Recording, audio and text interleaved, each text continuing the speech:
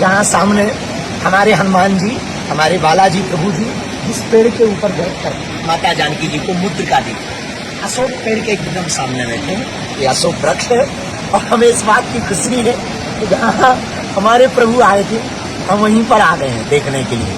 तो वो आए थे लंका, हम आ गए श्रीलंका, और वो आए थे रावण की ठटरी मारने और लंका जलाने, हम आए हैं सनातनियों को जगाने।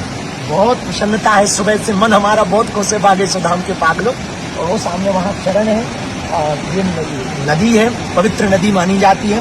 इसमें माता जानकी जी स्नान करती थी, ऐसा कहते थे। और इसी वृक्ष के नीचे माता जानकी जी विराजमान रहती थी। ये सामने पूरा बाग है, इसको अशोक वाटिका कहते हैं। सामने वो पर्वत है, इस पर्वत की टीला जो है बड़े बड़े पर्वत हैं और पर्वतों के मध्य में अब ये बाग है जिसको अशोक वाटिका नाम दिया था, नाम था जहाँ माता जी जिस अशोक वाटिका में विराजमान थी। इतने घने जंगल में आतता ये तीचारी रावण हमारी माँ को लेकर के कहाँ आया था। पर धन्य है हनुमान जी महाराज, कितनी सघन जंगलों में, इतने सघन जंगलों में, इतने बीहड़ वन में हनुमान दादा ने खोज लिया। यही तो हनुमान जी है, जो भक्ति की खोज सघनता में भी कर ले उसी को हनुमान कहते हैं, उसी को भगवान कहते हैं, उसी को परम भक्त हनुमान कहते हैं। तो हम अशोक वाटिका में अशोक पेड़ के नीचे बैठे हुए हैं। यहाँ रावण तो कोई दिखाई नहीं पड़ रहा है। लंका जलाने के लिए कुछ है नहीं है, बस धर्म विरोधियों को ही जला रहे हैं। ठटरी के बारे यारो न कटारो। इतनी महती पुण्यता, तो मन में जिज्ञासा हमारे जगी कि हमको जो है कथा करनी चाहिए। पर कथा दो प्रकार से हो सकती थी, एक तो विशाल पंडाल लगाकर, पर विशाल पंडाल में आनंद नहीं आता। तो बागेश्वर परिवार के उन गिने चुने पुष्पों को हम लेकर यहाँ आए जिनको रामेश्वरम महादेव ने बुलाया, और जगह हमको बहुत प्यारी मिल गई। सामने सागर है, इस तरफ हम हैं, समुद्र तट के किनारे भगवत चर्चा हो रही। क्या अद्भुत संगम है, क्या अद्भुत। एक तरफ महादेव बैठे, एक तरफ सागर है, तीसरी तरफ कथा की रसधार बह रही है। सागर में भी डुबकी लगाओ, दर्शन में भी डूब जाओ और कथा में भी सरोवर हो जाओ। त्रिवेणी रूप हो रहा ऐसा पावन तीर्थ श्री रामेश्वरम की पावन धरती को कोटि कोटि प्रणाम करते, भगवान विश्वनाथ श्री महादेव को प्रणाम करते हुए सभी भूदेव ब्राह्मण है विराजमान है। यहाँ के आचार्य, 2 दिन से हमें यहाँ के आचार्यों की वेदध्वनि मंत्रोच्चारण तो बड़ी शास्वर विधि के साथ मंत्रोच्चारण कर रहे हैं। सभी आचार्य चरणों को भी कोटि कोटि दंडवत प्रणाम, सब संत जनों को प्रणाम। एवं जितना इस पंडाल में समुदाय आमंत्रित विराजमान हैं अथवा देश विदेश से आए हुए सभी प्रियजन, अमेरिका से भी आए हमारे, यूके के भी हमारे सागर भाई, मनीषा बहन, और इटली, जर्मनी से हकीम भाई हमारे प्रिय, और ये हैं तो अंग्रेज लेकिन ये कथा में भी, हर कथा में पहुंचते हैं हमारे हकीम भाई, और साथ ही साथ भारत के स्वदेशी लोग, ये लोग भी सब देशी हैं। जितने भी आप सब विराजमान हैं, भगवान गोस्वामी तुलसीदास जी की एक चौपाई से प्रणाम करते हुए भगवत चर्चा। सिया राम मैं सब जग जानी,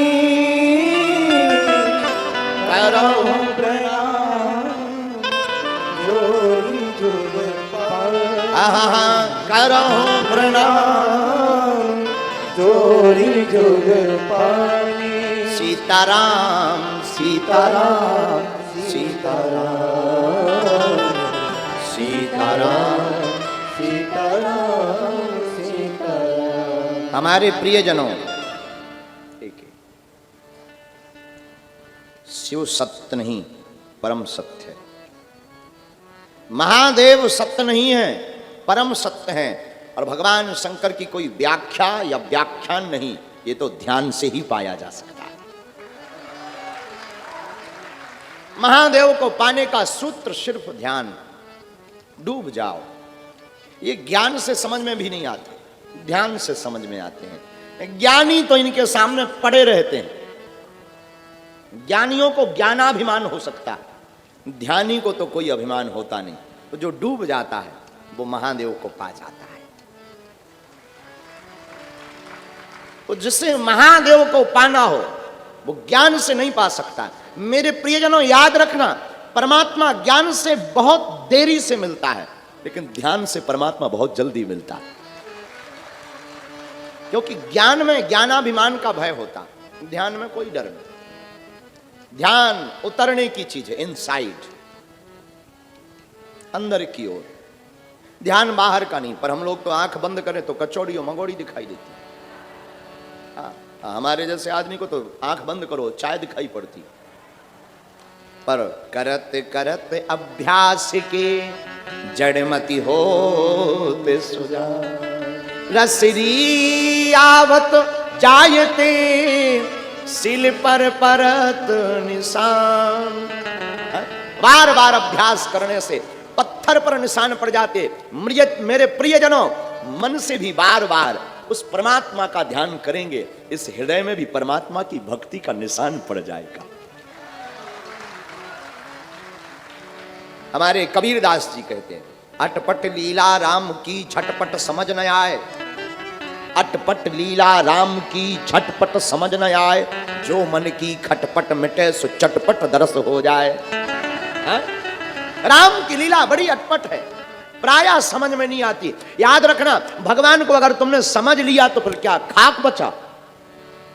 कौन जान सकता राम को? वही जान ही जे देह जनाई, जानत तुम ही हुई जाए। भगवान को कौन जान सकता? उस परब्रह्म पूर्ण को कौन जान सकता जिसे वो जना दे? सबकी बस की बात नहीं। सब अगर उसे जान जाए तो फिर क्या खाक बचेगा।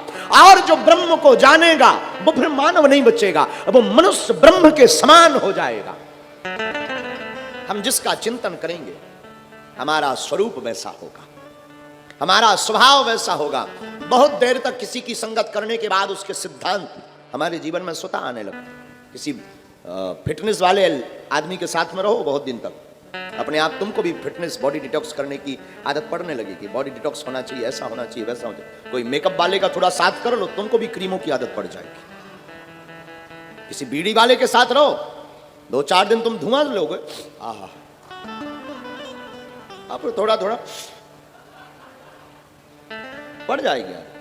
अच्छा, अद्भुत बात, जिसकी संगति करो और तुम साधु की संगत करोगे, धीरे धीरे माला लेने की आदत पड़ जाएगी। इसलिए मेरे साधु को ब्रह्म को पाना बहुत कठिन नहीं है, परमात्मा को पाना कठिन नहीं, पर हमारा आपका सरल होना बहुत कठिन है। भगवान को पाना कठिन नहीं है, हमारा आपका सरल होना बहुत कठिन है। और अगर हम आप सरल हो जाएं तो परमात्मा प्रकट हो जाएगा। मुझको कहां तू खोजे बंदे, मैं तो तेरे पास में, मुझके कहां तुम ढूंढोगे। ब्रह्म कहते, भगवान कहते, मुझे कहां ढूंढोगे, मैं तो तेरे पास में हूं। कोई सच्चा सदगुरु मिलता है और वो बाहें पकड़ता है और ब्रह्म का साक्षात्कार करवा देता है। हमारे डॉक्टर साहब बैठे हैं, बंगाली, अद्भुत। आपको देख करके हमें रामकृष्ण परमहंस की बहुत याद आती है।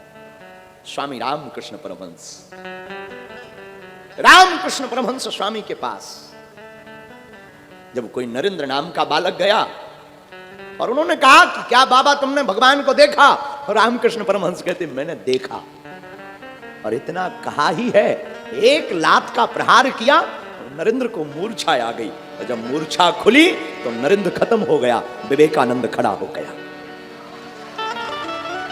विवेकानंद बन करके प्रकट भय। कोई सच्चा सदगुरु प्राप्त हो जाए वो आपको तत्क्षण दर्शन करा सकता है। याद रखना, विवेकानंद को विवेकानंद सदगुरु ने बनाया। सदगुरु कृपा जिस पर हो साई, और तो छोड़ो, हमारे जैसे धूर्त मूर्ख पर सदगुरु कृपा हो गई, हम बोलने लायक बन गए। तुम पर भी अगर सदगुरु कृपा हो जाए तो तुम भी परमात्मा को पा जाओगे। ब्रह्म को पाना कठिन नहीं, इसलिए हमने आज का सूत्र लिया, शिव सत्य नहीं परम सत्य है। भगवान शिव की कोई व्याख्या नहीं, न कोई व्याख्यान है। भगवान शिव तो परम तत्व है, शिवत्व में डूबो। इसलिए हमने इस कथा की एक चौपाई पकड़ी है, लंका कांड की चौपाई। लंका कांड के दोहा नंबर 2, दोहा नंबर 2 की पहली चौपाई। और चौपाई बड़ी प्यारी है, गाइए। जे रामेश्वर दर्शन दर्शन करहि